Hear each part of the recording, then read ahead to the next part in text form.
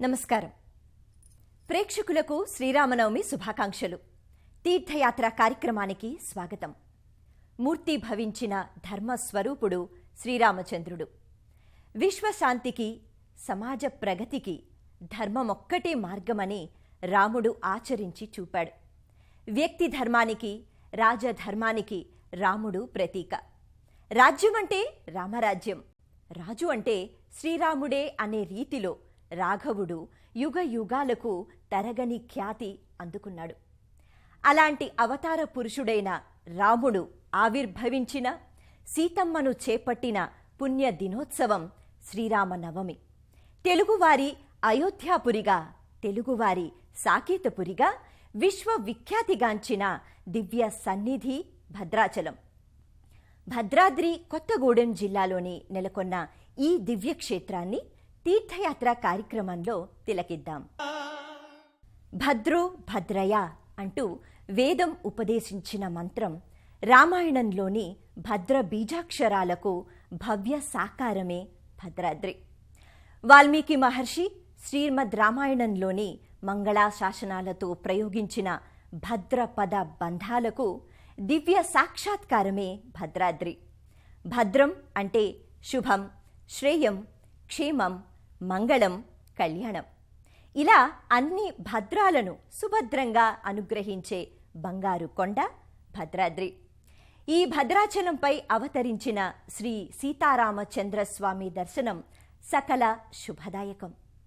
అదిగో భద్రాద్రి, గౌతమి ఇదిగో చూడండి. అల్లనల్లన సాగే గోదారమ్మ రాముని పాదాలు కడగడానికే అన్నట్టుగా వయ్యారపు ఒంపు తిరుగుతుంది.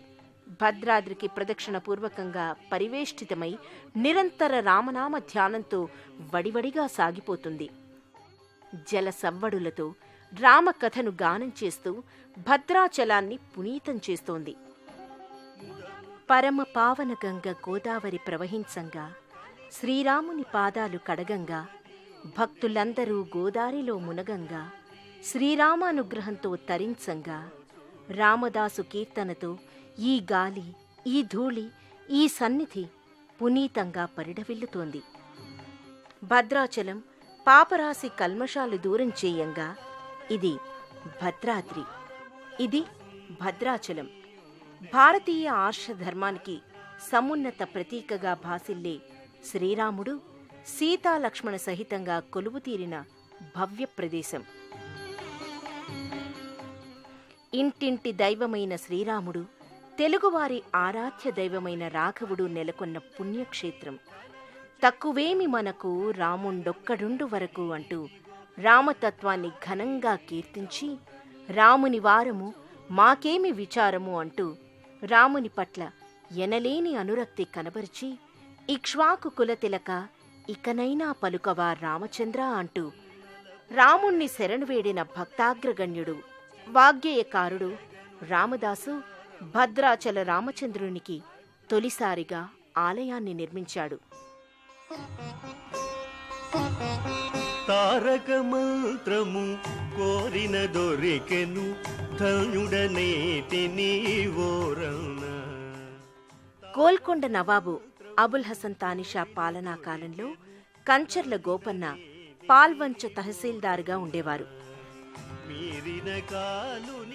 తానిషా దగ్గర మంత్రులుగా పనిచేసే అక్కన్న మాదన్నలకు గోపన్న స్వయాన మేనల్లుడు.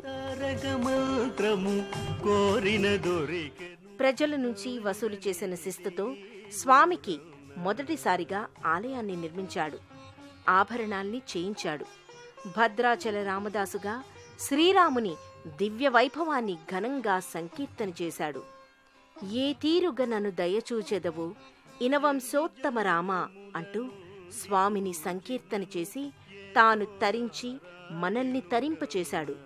అలాంటి రామదాసుని అనుగ్రహించిన రాముడు, రాఘవుడు, రఘుకులుడు, భద్రాద్రి రామనారాయణుడు. భద్రాచల శ్రీ సీతారామచంద్రస్వామి ఆలయ లోగిలి అద్భుతమైన, పరమ పునీతమైన దివ్య సన్నిధి. విశాలంగా పరుచుకున్న ప్రదక్షిణ పథం, ప్రాకార మంటపాలు, ఉప ఆలయాలు, గర్భాలయ గోపురం కన్నుల పండుగ చేస్తాయి. ఆలయ లోగిలిలో పూజలు, క్రతువులు, నిత్య కళ్యాణం, భజనలు రామనామ స్మరణలతో పరిఢిల్లుతుంది. ఈ ఆలయ దర్శనం భక్తులకు ఎనలేని ఆధ్యాత్మిక ఆనందకారకం.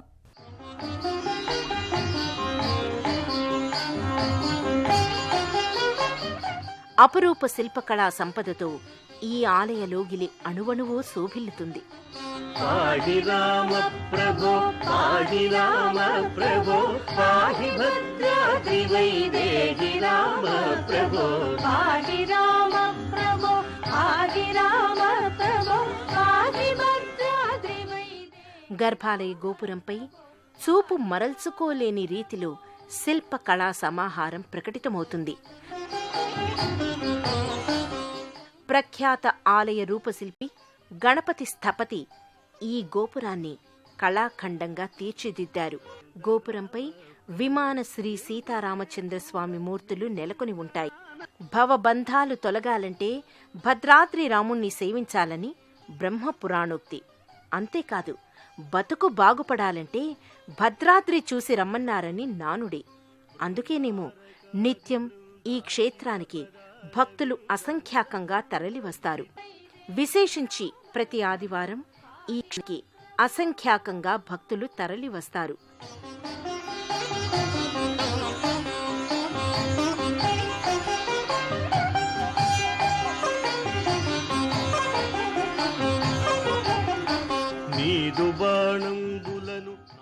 సూర్యవంశ సంజాతుడైన రామచంద్రుణ్ణి ఆదివారం నాడు దర్శించుకోవడం వల్ల ఆరోగ్య లబ్ధి, ఐశ్వర్య సిద్ధి చేకూరుతాయని ప్రతీతి. భద్రాచల దివ్యక్షేత్రం పరమ పావనమైన గోదావరి నదీ తీరంలో భద్రుడు అనేటువంటి మహర్షి యొక్క తపఃఫలంగా శ్రీరామచంద్రమూర్తి స్వయంభూగా ఆవిర్భవించిన పుణ్యక్షేత్రం. ఇక్కడ వెలసినటువంటి రామచంద్రమూర్తికి భద్రాచల వరదుడు, భద్రాద్రి రాముడు అనేటువంటి పేర్లతో పాటుగా వైకుంఠం నుంచి సాక్షాత్తుగా శ్రీమన్నారాయణుడే ఇక్కడ వచ్చి ఆవిర్భవించడం వల్ల ఇక్కడ శంఖచక్రాలు ఉండడం అనేటువంటిది విశేషం రాముడికి.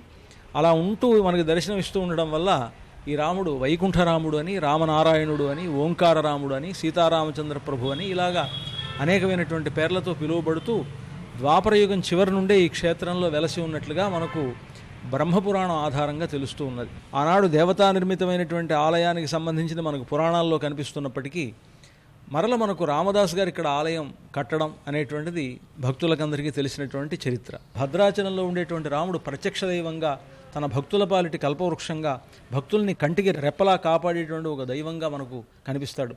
అందరూ ఇచ్చేసి భద్రాచల రాముని అనుగ్రహంతో సుఖశాంతులను పొందాలి అని కోరుకుంటూ జై శ్రీరామ్. త్రేతాయుగంలో విభవావతర మూర్తిగా ఆవిష్కరమైన రాముడు దుష్ట శిక్షణ, శిష్ట రక్షణల్ని జయప్రదంగా నిర్వహించారు. ఈ యుగాన భద్రుడనే భక్తుడి కోసం వైకుంఠం నుంచి వచ్చి అర్చావతారమూర్తిగా వెలసి పూజలందుకుంటున్నాడు. గర్భాలయంలో స్వామి సీతాలక్ష్మణ సమేతంగా గోచరమవుతున్నాడు. శంఖచక్రాలు, ధనుర్బాణాలు ధరించి కమనీయమైన దర్శనాన్ని అనుగ్రహిస్తున్నాడు. వామాంకస్థిత జానకీ పరిలసత్ కోదండ దండంకరే చక్రం చోత్వకరేణ బాహుయుగళే శంఖం శరం దక్షిణే బిభ్రాణం జలజాతపత్రనయనం భద్రాద్రి మూర్ధ్నిస్థితం కేయూరాది విభూషితం రఘుపతిం సౌమిత్రియుక్తం భజే.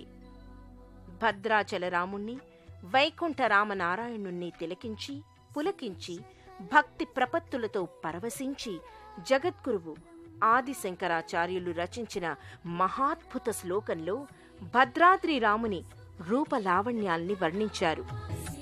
జగదానంద కారకుడైన, జనప్రియుడైన, జానకీవల్లభుడైన రామచంద్ర మహాప్రభువుని దర్శించి భక్తులు ఆనందభరితులవుతారు. ఎవరి నామం పరమ పావనమైనదో, ఎవరు సర్వులను రంజింపచేస్తాడో, ఎవరు మూర్తీభవించిన ధర్మస్వరూపుడో, ఎవరు ధీరోదాత్తుడో, మర్యాద పురుషోత్తముడో, శక్తిశీలాలచే పరిమళించే మంగళాకారుడో అతడే శ్రీరామచంద్రుడు.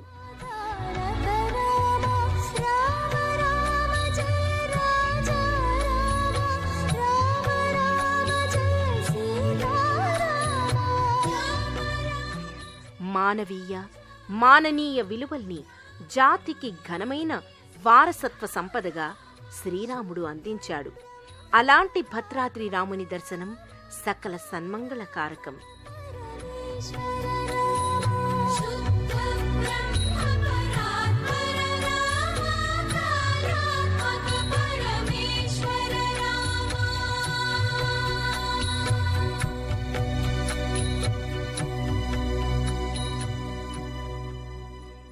ప్రతి జ్యేష్ఠ నక్షత్రాన 108 కలశాలతో జ్యేష్ఠాభిషేకాన్ని స్వామివార్ల ఉత్సవమూర్తులకు నిర్వహిస్తారు. రాముందొక్కడుండు వరకు ప్రకతోడుగా భగవంతుడు మన చక్రధారి అయి చెంతనేయుండగా, ప్రకతోడుగా భగవంతుడు మన చక్రధారి అయి చెంతనేయుండగా, తక్కువేమి మనకు రాముందొక్కడుండు వరకు.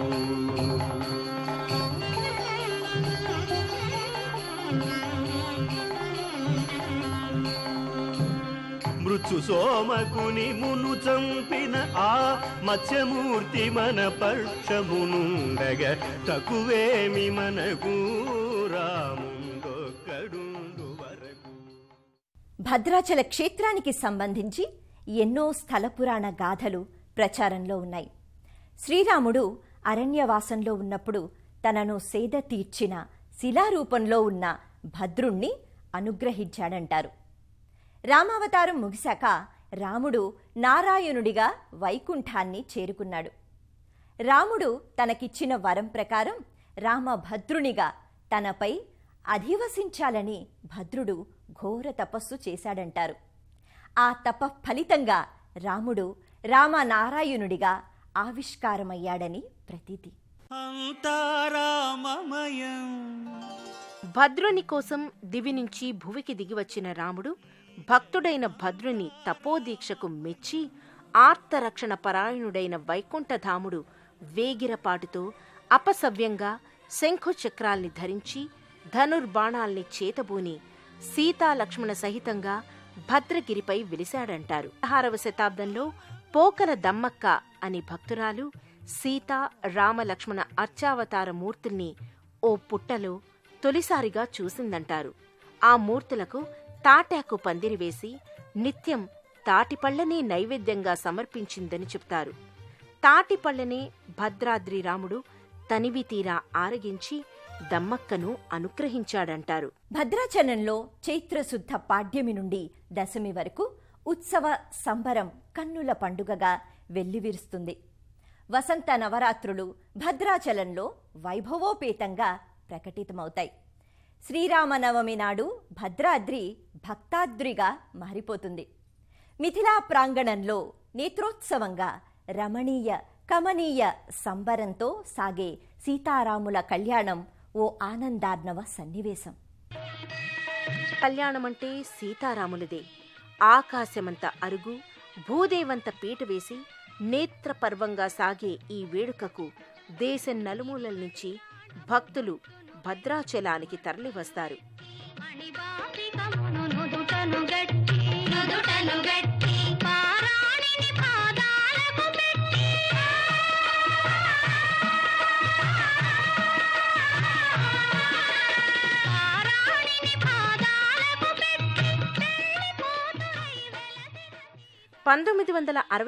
సంవత్సరంలో గణపతి స్థపతి ఆధ్వర్యంలో నిర్మించిన కళ్యాణ మండపంలో నేత్రోత్సవంగా ఈ వేడుకను నిర్వహిస్తారు. ముత్యాల తలంబ్రాలతో మురిపెంగా ముగ్ధ మోహనంగా పరిఢవించే ఆ ఘట్టం ఓ మాధుర్య విశేషం.